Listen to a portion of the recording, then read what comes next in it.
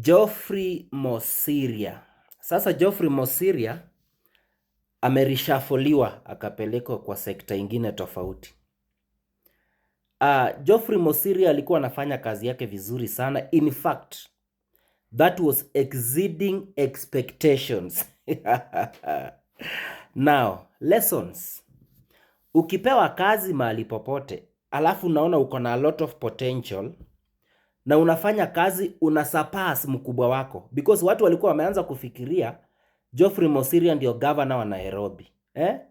Ukiona umepewa kazi mahali, ukijaribu kuona unasurpass mkubwa wako, kanyakia break. Because mi najua, sijaambiwa lakini najua hiyo ndio imefanya. Hakuna vile utapita mkubwa wako, hakuna vile exceed expectation na mkubwa wako anapata below expectation. Hakuna vile itakaa hivyo.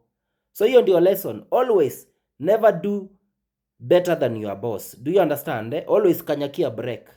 Sasa hivi najua kuna wale watu wamefurahia. Wale watu Geoffrey Mosiria alikuwa anaenda huko na kale kakitu kakelele, kakupima kelele, wana celebrate because anyway, hakuna mtu mwingine anaweza fanya kazi hivyo.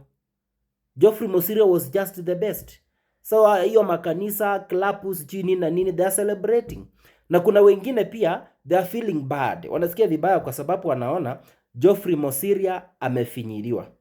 So anyway, it is what it is. Imefanyika vile imefanyika.